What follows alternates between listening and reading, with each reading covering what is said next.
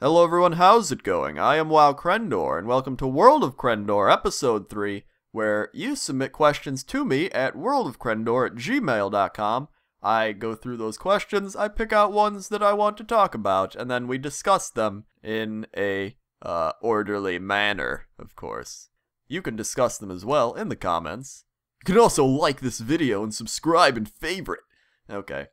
Greetings, Crendor. This question is for the WoW section in your World of Crendor video. So recently, Blizzard announced the new Transmogrification feature in the upcoming 4.3 patch. If you didn't already know, it's a feature that allows you to change the appearance of your current armor by making it look like a different piece of armor that you have, but still obtain the original armor stats, i.e. a tier 11 piece looks like a tier 2 piece with the tier 11 stats. So my question is, what are your thoughts on this new feature Blizzard is finally adding to the game? The one and only Okazan. Okazan. We'll go with Okazan. Okay, Okazan. So, what are my thoughts on this? I think it is a long due feature that should have been implemented probably in Wrath. I'd probably say Wrath, because even in Wrath, the older tiers would have spiced up the looks of the gear more. I didn't really like the way what was in Wrath?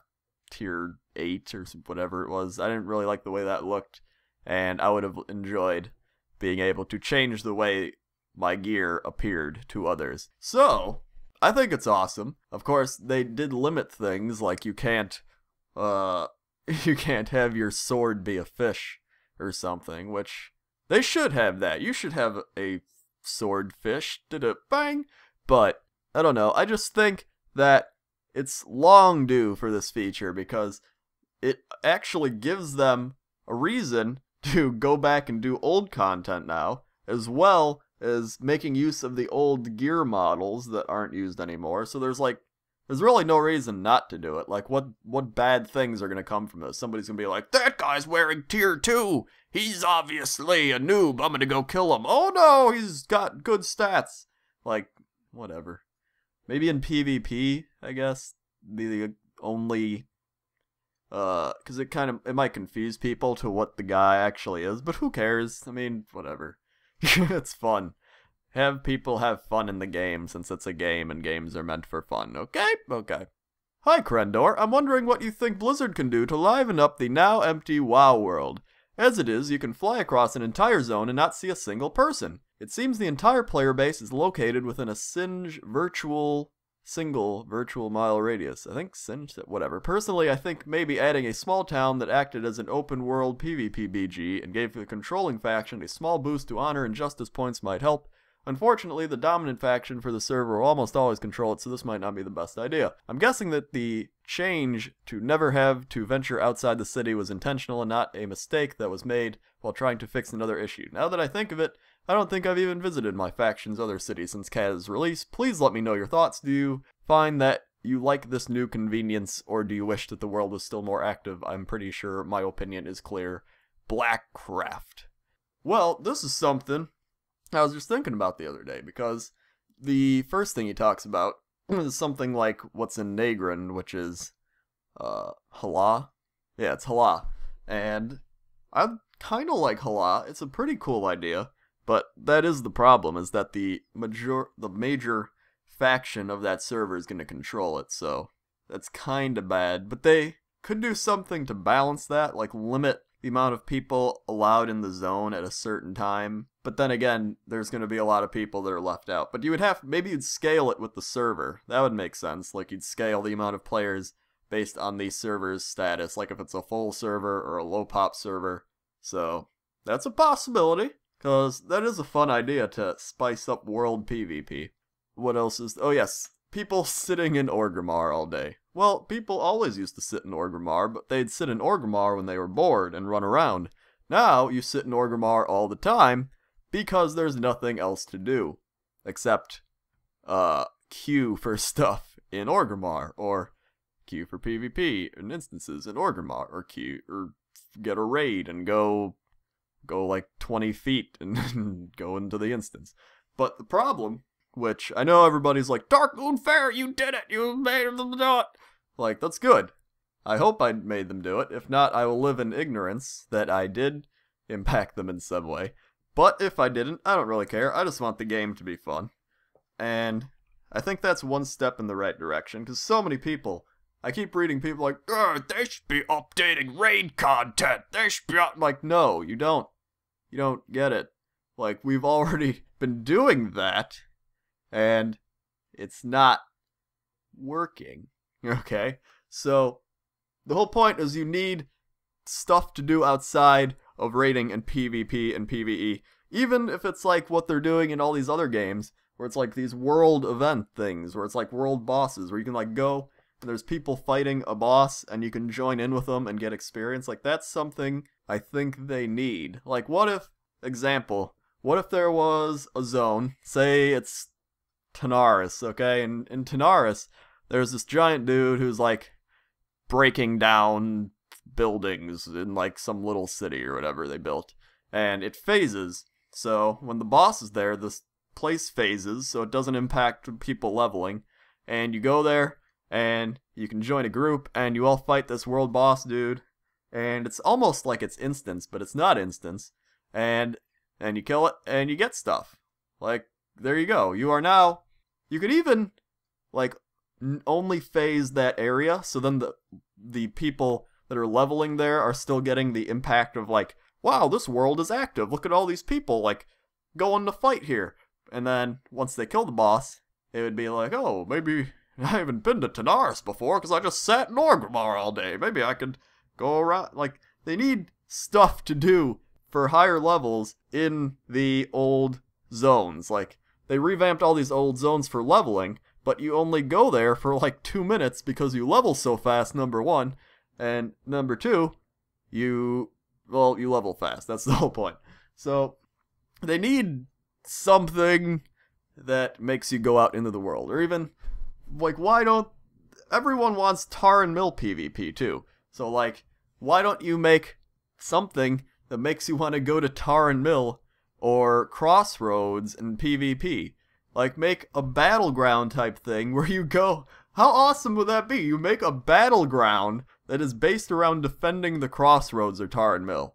Okay? Like, that would make so many people happy. And it's not revamping old content, because that was just things people did back in the day. It wasn't even like something they planned. It was just like, oh, we went to tar and mill and we PvP'd. Okay? So, I mean, it would just be such a cool idea. And, oh, okay, I could rant on that for like hours. Let's move on to LoL, shall we? Okay. Dear Crendor, Riot Games recently announced they are planning to reduce the prices of the original champions. Personally, I believe this is kind of a silly idea, and I don't really understand the reasoning behind that.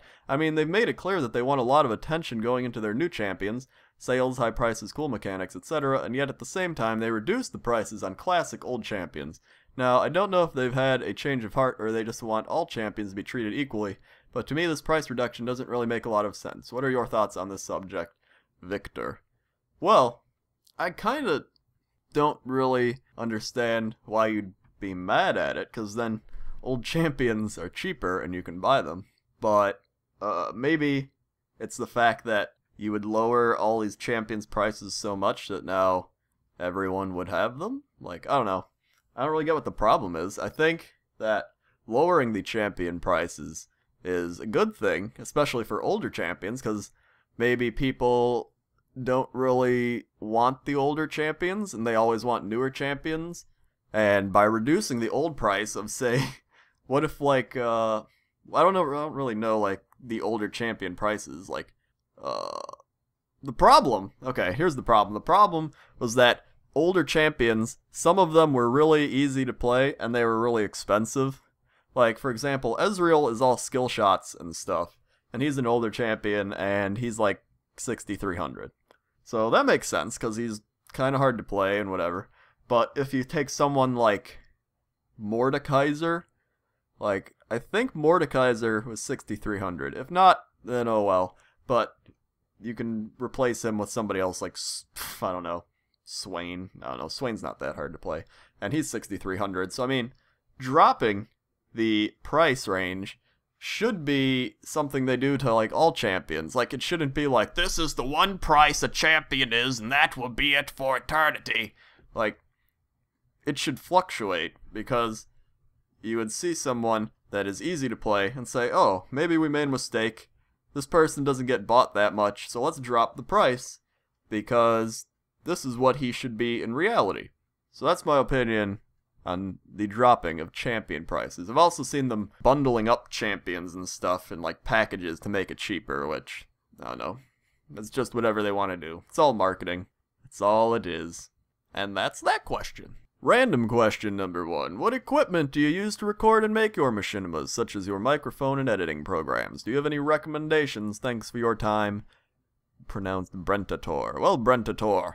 When I first started out, I had nothing, just like most people. But now, I use a blue snowball microphone.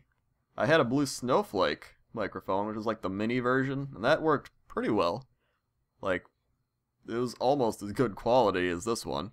I use Sony Vegas Pro 10 to edit.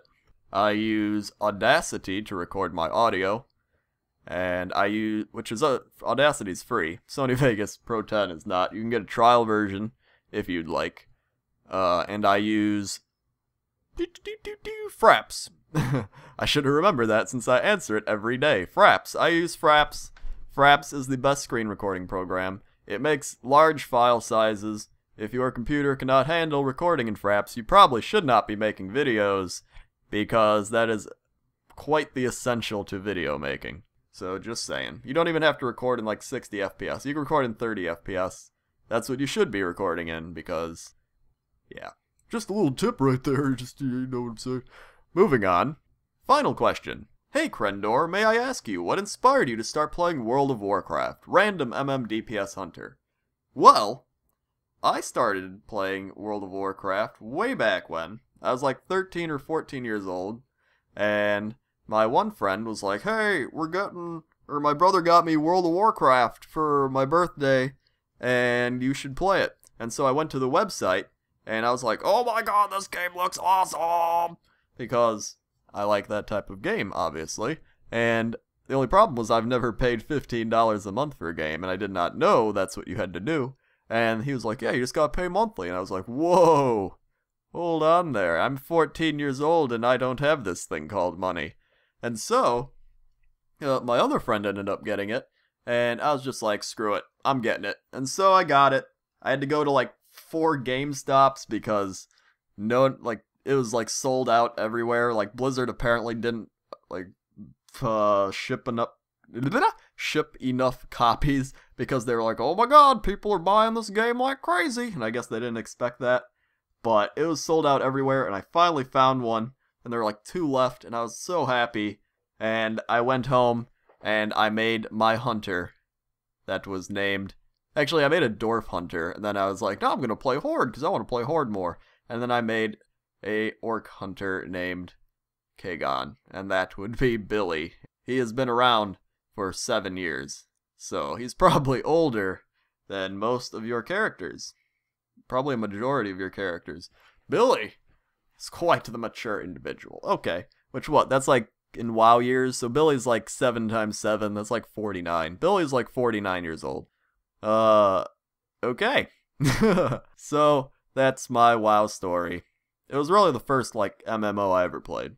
And I'm still playing it. But anyway, that is World of Crendor Episode 3. If you have a question, you could submit questions to worldofcrendor@gmail.com, and your question may get answered. Okay? Okay. See ya!